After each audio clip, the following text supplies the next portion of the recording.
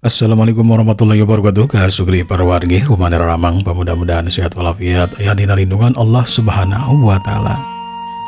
Dina dagetaina sim guring baris nanaskeun jejer cerita Sunda si emen Jawara Gagah bagian anu ka-30 hijina.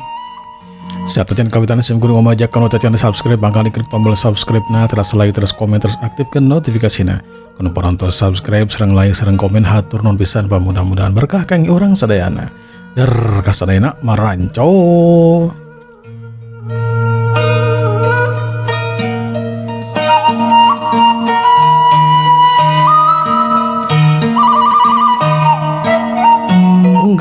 Unggal poena ka warung Makokom loba jalma anu daratang, jalma biasa jeung para jago daratang kadinya.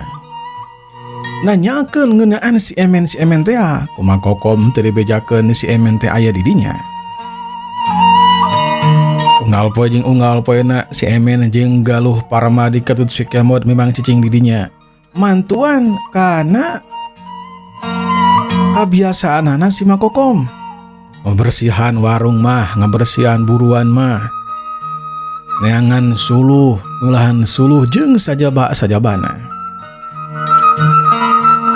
Jalma-jalma nyatana jago jeung jawara teu apaleun kumaha bebentukanna si emen, kumaha wajahna si emen nu matak. Ku diomongkeun kumaha Kokom teu apal teh, nya geus teu apal bae. Nya nu antuk nama para jago jeung jawara teh kaluar deui saterusna mah neangan di tempat anu sejenna. Urang kocapkeun samengeu weh ti harita. Si emen harita izin ka Makokom yen manehana teh dek kelunta. Dek kelunta mangihan Bah Anom. Jalma adu geus nyieun saimbara teh ngariweukeun pikeun jago jeung jawara. Da pastina teh bakal ngadu naon, ngadu jajaten, ngadu ilmu jeung rea-rea di alatan parebut dirina. Punten ieu mah kuring dedek miang we ayeuna mah mak dina poe ayeuna pisan mempeng isu geni. Nya lamun teh mah Galuh Parmadi bade ngiring mah hayu bae jeung akang. Ngan lamun misalkan aya kararapat kitu kieu nya hampura we da geunangan akang teh disayembarakeun. Nya eta mah ujang we lamun memang ujang teh kudu miang. Nyata naon sok we eta mah sujang misi dek miang mah kade cing hati-hati di perjalananannya. Mohon tenang we mak.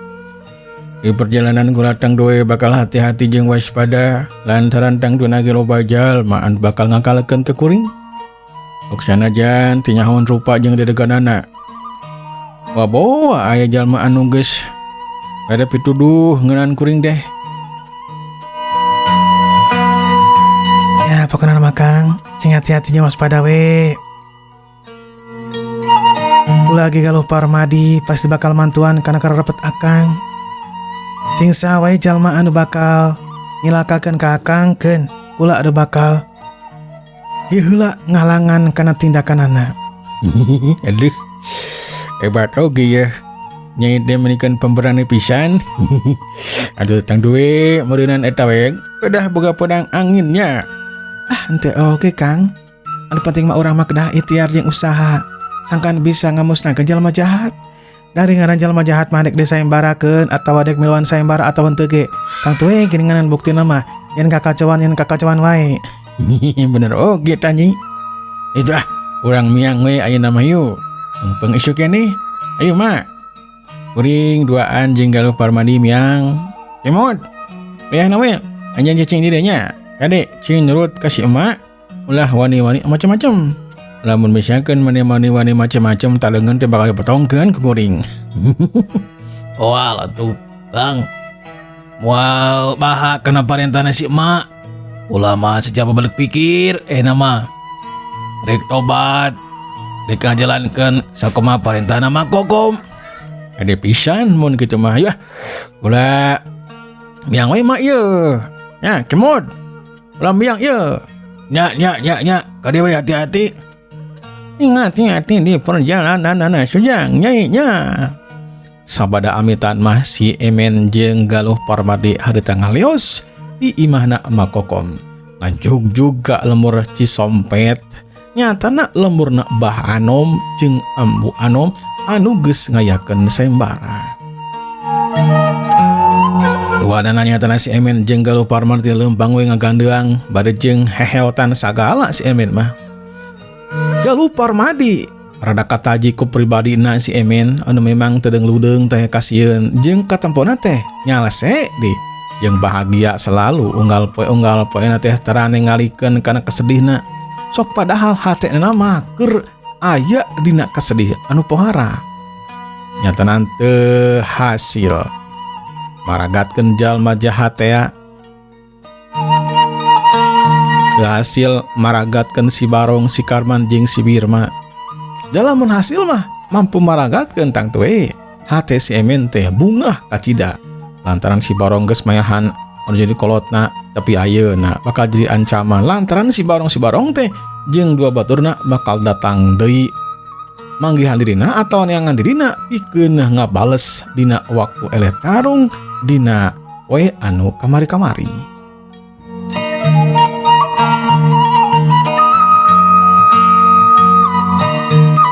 Lila harita si Emen jeung Galuh Parmadi teu kaluar ti lemurna Makokom. Saterusna mah harita asup ka pileuweungan. Memang lemur Cisompet teh rada jauh di lemurna Makokom. Nu antukna mah duadana harita ngadigleun we leumpang henteu ngagunakeun elmuna nyalese we.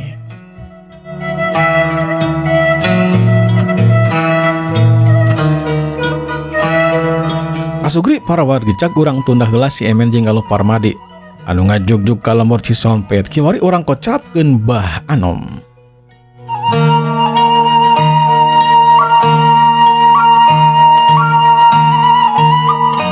Bah Anom harita keur aya di tepas seperti biasa we manehna mah sok ngadaweung di tepas. Targeto harita kulutrak si Purwa datang. Ugo we Bah Anom kacida bungahna kadatangan ku si Purwa teh lantaran dirina teh eueuh batur ngobrol. Ok Bah Anom harita cumarita. Ubah geus aya beja. Eundaan si Emen teh geus kacereg atau ajana? Acan Bah. Seperti nama jalma teh loba anu teu nyahoeun bentukna si Emen modelna kumaha teh teu nyahoeun. Kajiganna mah geus panggih teh tapi kulantaran teu nyaho ngaran lumatak diantepkeun bae. Tah ieu anu bakal ngajadikeun lila teh. Dadu ari Gusti teu dibejakeun ciri-cirina. Enggeus sia dibejakeun ciri-cirina mah. Tapi kan ciri-ciri gitu teh umum, loba jalma anu boga ciri anu sarua. Cacakan lamun misalkeun leungeunna buntung misalkeun tah geunah gitu mah. Irungna misalkeun codet atau pipina codet gampang. Tapi kan ieu mah si Emen mah bentukanna sampurna seperti ilaharna jalma anu sejena. Benar pisan dah. Rada hese oge euy. Kumaha atuh ayeuna ieu Purwa? Ya ayeuna mah kudu nonggoan beja we moden ti para jago jeung jawara. Suganan aya beja.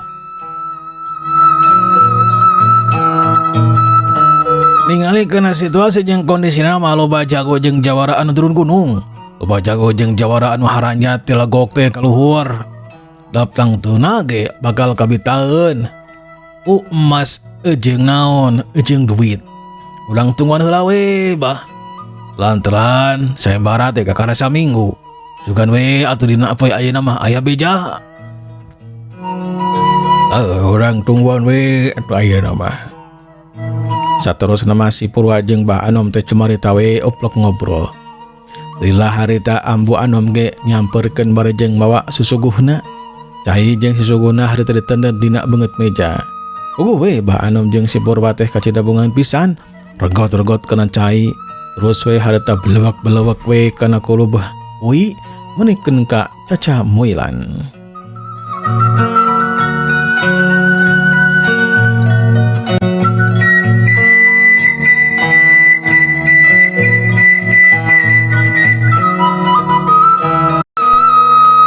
kasugri para wargi cak urang tunda heula bah Anom jeung Cipurwa anu keur paguneman. Yawari urang kocapkeun ka si Hundra, si Jalil jeung si Kurod anu aya di lemur Cipanglay di paguruan kilat setan. Anu tiluan seperti biasana ngalatih ilmu silat ka murid-muridna anu memang harita teh araya di deketeun paguruan ngumpul kebihanana. Si Jalil paparentah sangkan terus latihan ilmu silat ulah dieureunkeun. Ilmu silat anu geus dibikeun ka si Jalil anu geus dipibanda ku dirina ku si Hundra jeung si Kurod oge sarua harita diajarkeun ka saha murid-muridna. Unggal poena teh kitu dina poe peutingna, dina waktu peutingna murid-muridna teh sok ngaranjah ka pilemuran maling nyokotan barang duit emas jeung sajaba-sajabana. Puguh we geunyeuleuh di lemur-lemur anu memang kapalingan teh ngalawan teu bisa, da lamun ngalawan tang teu we bakal paragat nyawana. Nya anu antuk nama dikenyelamatkeun dirina masing-masing sok dibikeun bae duit jeung perhiasan teh, atawa perhiasan hungkul atawa duit hungkul. Anu penting mah salamet we diri dina poe esukna bisa neangan deui.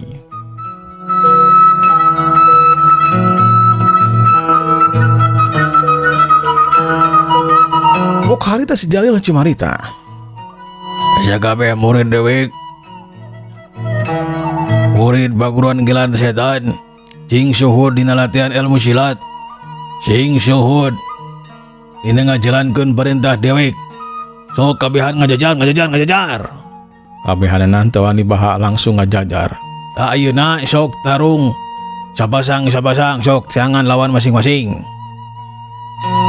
Murid-murid dan si Jalil harita neangan lawana masing-masing saterus nama harita adu hareupan.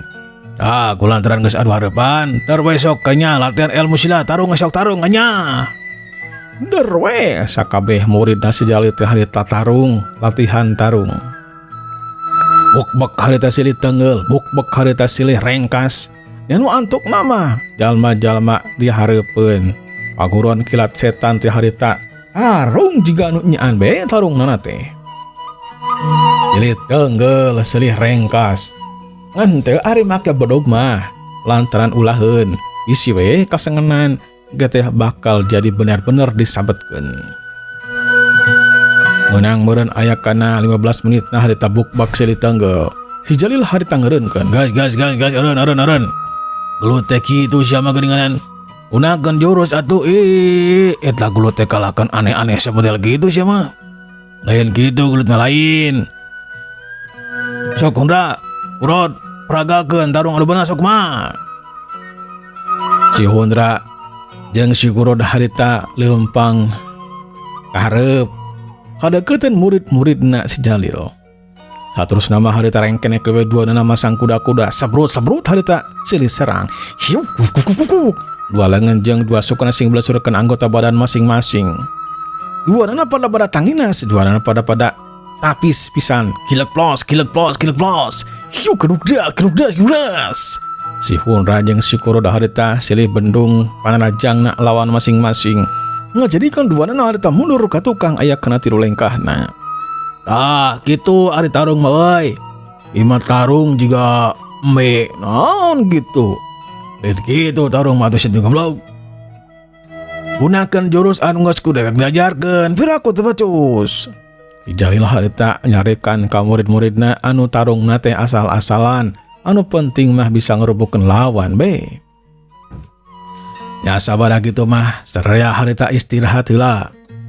Selang meureunan kana setengah jamna si Jalil nitah deui sangkan adu hareupan deui sangkan tarung deui. Harita mah tarungna memang make jurus jeung siasat. Henteu wani gagabah dina ngalakukeun tindakan. Der harita tarung deui. Si Jalil mah rada nyerenge seuri lantaran tarungna make naon make jurus. Jalma-jalma teh kabehana ati-ati naker. Murid-muridna ati-ati naker dina nyingkahan jeung narajang lawana masing-masing. Wah, gitu atuh. Lewe karasa sugama tarung teh sebenarnya gitu. Ieu mah kalah silih tangkep, silih dengkek naon tarung gitu. Si Hunra jeung si Gurod harita nyamperkeun ka si Jalil ayeuna mah tiluan ngarendeng. Sabaraha kitu mah si Hunra, si Jalil jeung si Gurod harita ngadeketan ka paguron, gek-gek harita dariuk dina kursi di hareupeun paguron. Pok harita si Hunra cuma harita, "Kang, ngeunaan sayembarat ya kumaha? Urang teh dek miluan apa moal ieu teh? Batur mah geus pahibut, Kang. Dek maragatkeun nyawana si Emen. Jangan emasna. Ari urang dek cicing wae kieu atau kumaha ieu teh, Kang?" Lain kuna naon goblok sia teh sia teh mikir. Si Emen teh elmuna sakti madraguna sia. Si Barong oge ele. Si Karman sarua deh. Dewek mah geus teu sanggup pikeun ngayonanana. Mikir geura tuh mikir. Bener oge kan, Kang. Bener oge nya, Kang. Ilmu kasaktan si Emen teh kacida hebatna. Geninganan guru urang oge ele. Alina masalah ieu mah. Urang teh berkudu cicing di dinya, Kang nya. Ya bener kudu cicing we di dieu tuh enggak mana-mana lah. Saheulaanan mah urang latihan ilmu silat, suganan we atuh jaganing geto. Urang teh boga ilham bisa ngajarkeun atawa mibanda jurus anu anyar ge bakal diajarkeun ka murid-murid urang. Kitu tah. Bener euy. Ayeuna urang lamun misalkeun teu boga ilmu nu anyar, wah cigana bakal hese ngelengkeun si Emen teh. Lah bisa bae si Emen teh datang ka dieu ngajorag ka paguruan kilat setan. Bahaya euy, bahaya pisan. Memang bahaya, Bro. Nu mata kurang ulah cicingan. Kudu latihan ilmu silat, kudu nyiptakeun ilmu silat.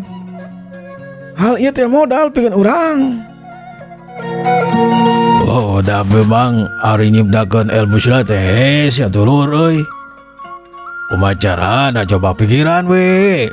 Jajakan guru urang oge can teu bisaeun kana nyiptakeun jurus. Sedangkan ari urang abanan murid anu can becus ilmu silat mah ge masih kene da dasar kene. Oh, kumaha da. Gas, tong coba tas bener gitu lah. Kieu we kieu nama. Kumaha lamun urang nyiptakeun hiji jurus masing-masing. Dina waktu saminggu urang kudu bisa nyiptakeun jurus naon we, atau misalkan jurus acolok bangkong gitu dah. Atawa jurus maledo gogor gitu. Atawa cakar singa atau kumaha we lah. Anu penting mah urang kudu boga jurus anu anyar. Kumaha setuju?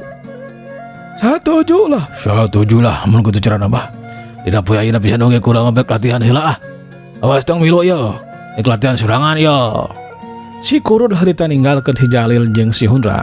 Si Hunra oge harita ngaleos ninggalkeun si Jalil. Nya nu antukna mah si Jalil cengjen we di dinya atawa diuk we manehna mah sorangan di hareupeun paguron. Si Hunra jeung si Kurud harita ninggalkeun eta patempatan. Banga maksud dek nyiptakeun jurus anu anyar.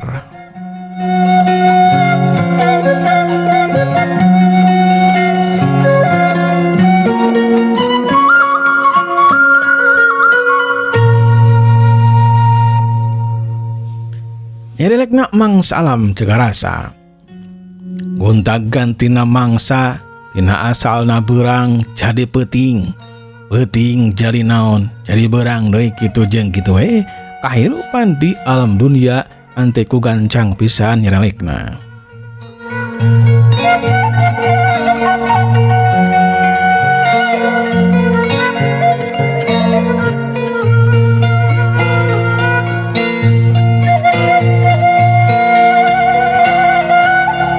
Kasugri para wargi cak urang tunda heula.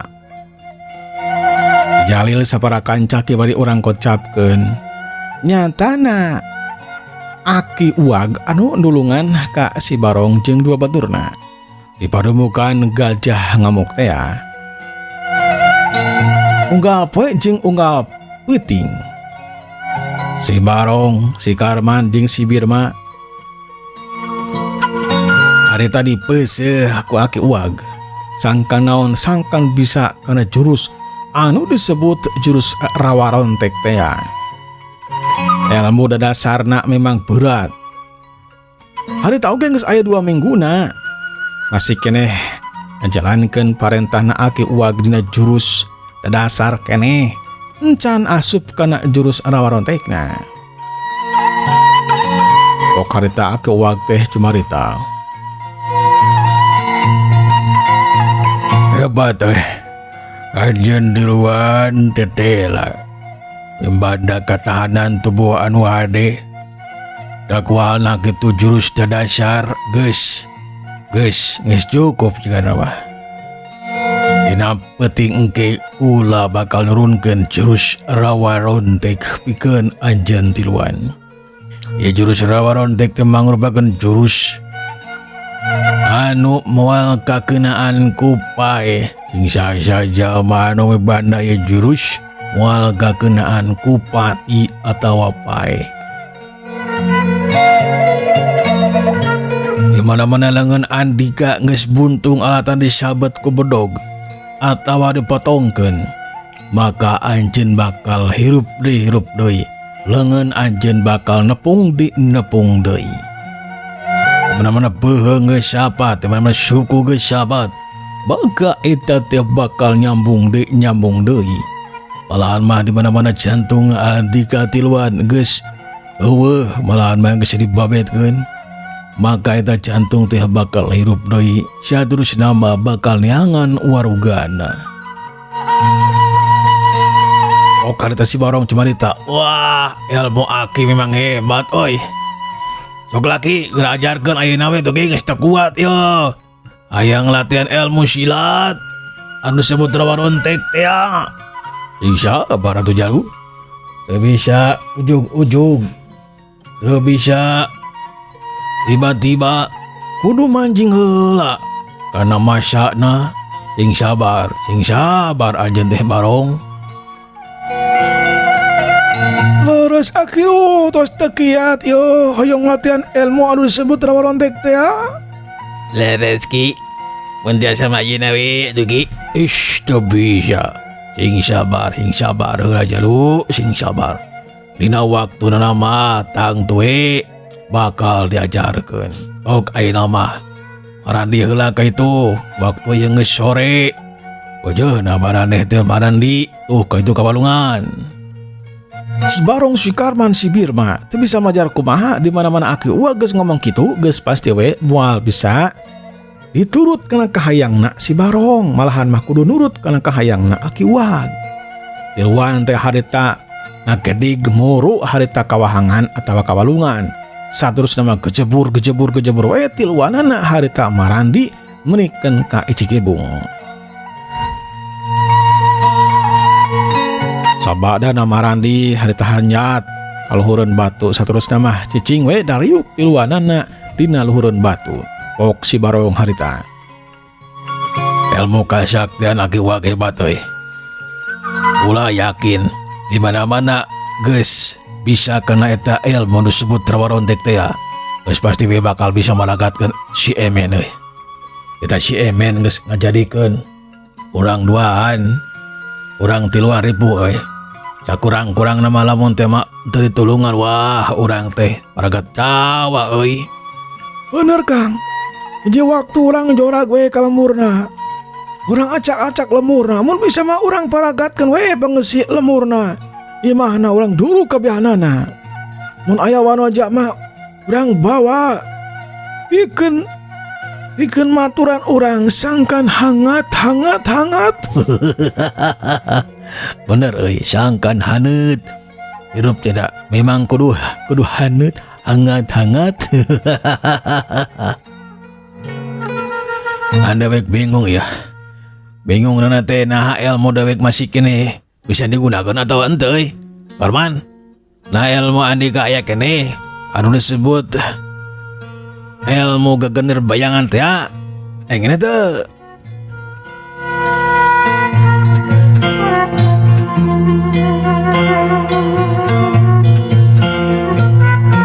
Birma, Andika masih kena bisa ngagunakeun jurus rambut iblis tuh.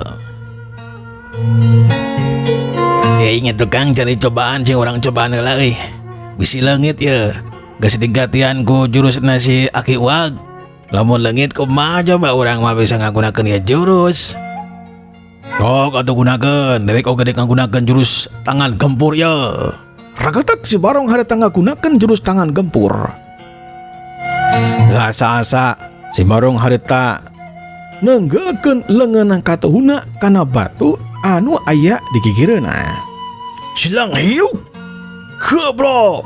Eta batu anu gede teh aya meureunna segede meja. Batu teh langsung mancaura harita muruluk menikeun ka jadi lebu. Tetela euy. Kesaktian dewek masih kini aya. Cing coba Karman. Yalah Kang, kula mah ieu teu boga gegeuneur sakti duh. Kumaha teh nya? Wah, coba we kana leungeun lah, gunakeun dampa leungeun, coba gunakeun. Ragetek si Karman harita ngagunakeun elmuna disalurkeun kana leungeun katuhuna. Silang hiuk jobet harita dihantamkeun kana batu. Poruluk eta batu teh moruluk saterusna mah harita bubuk jadi bubuk-bubuk laleutik. Cakakak si Karman oge seuri. Si Birma jadi penasaran, cilung harita loncat. Hiuk jobet. Batu teh ditenggel. Sarua eta batu teh paburisat. Karasa kusik Barong, ku si Karman, ku si Birma oge tenaga lapis nanti ningkat tilu tikel di samemehna. Waktu sena parantos siap kom dangu wilujeng kantun kasadena. Wassalamualaikum warahmatullahi wabarakatuh.